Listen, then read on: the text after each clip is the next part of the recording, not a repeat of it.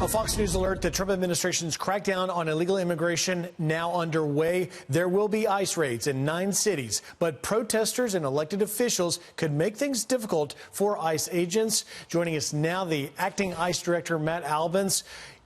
Mr. Director, what is happening this morning at this moment?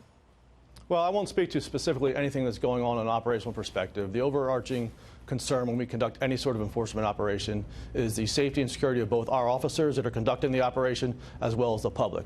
But I will say that I think using the term raid does everybody a disservice. We are doing targeted enforcement actions against specific individuals who have had their day in immigration court and have been ordered removed by an immigration judge. We are merely executing those lawfully issued judge's orders.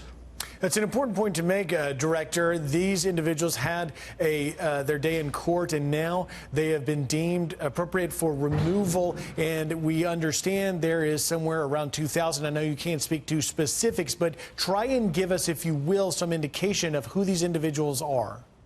Well, these are individuals who have come to this country illegally, had the opportunity to make an asylum claim in front of an immigration judge, and most of them chose not to avail themselves of that opportunity and didn't even show up for their first hearing.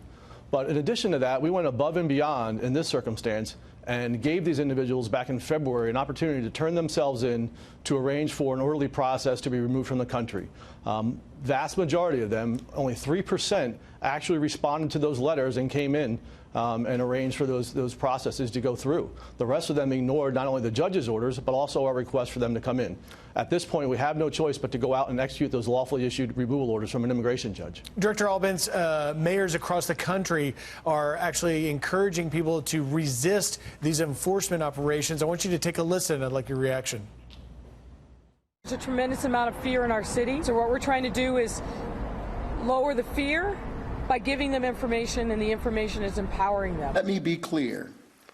We do not assist with immigration enforcement. We have been and will be and will continue to be a sanctuary city. We will continue to stand behind our immigrant communities. There's anxiety that's being created, not just in our immigrant community, but with anyone who has passion, compassion, and concern for human beings. Director, your reaction. Well, look, I think the entire public is safer when law enforcement works together.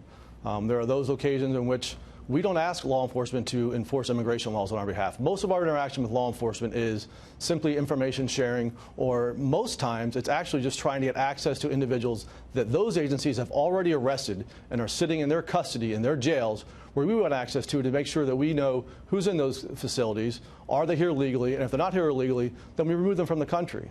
It's incredulous that it's okay for these law enforcement agencies and these jurisdictions to enforce the laws that they're sworn to uphold, but when we come in to do our enforcement that we're sworn to uphold, all of a sudden it's a problem.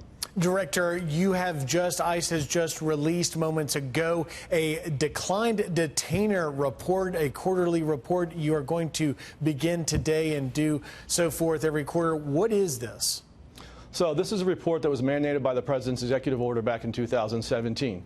What we're doing right now is highlighting the dangers caused by some of these sanctuary cities policies. For example, one of the cases that we highlight in this report is an individual who was arrested in January of last year in Los Angeles for possession of controlled substance. We lodged a detainer on that individual so that we could take custody of him when he was released by the county. They chose not to honor that detainer, and the next month he's arrested for murder. We have another individual in San Francisco who was arrested 10 times over the course of a single year. That individual was a one-man crime spree, and every single time he was arrested, we tried to get custody of that individual from San Francisco, and they chose not to give it to us. And the sad part is a lot of these the law enforcement agencies, they want to cooperate with us. It's the politicians and it's these jurisdictions that prevent them from doing so. We have great relationships across the law enforcement spectrum. The National Sheriff's Association is one of our best friends out there. They want to enforce the law. They want to assist us, but sometimes they're prohibited from doing so by either state laws or executive order. I want to ask you about protesters in Aurora, Colorado, taking down an American flag, raising a Mexican flag. They also raised a Blue Lives Matter flag upside down, the sign for distress, and wrote "Abolish ICE" on it. Well, I think it's disgraceful. These are individuals, both the ones that work in our correctional facilities or the detention facilities that are our contractors, as well as our own officers in there. These individuals are enforcing the laws that Congress has passed. If the individuals don't like the laws that Congress passed, they shouldn't be picketing our buildings. They should be picketing Congress. Director, are you concerned that Congress is not going to give you the support, bipartisan support, to do the interior enforcement that we have heard from so many officials over the last year that you need to do going forward from here on these enforcement actions today and then going forward?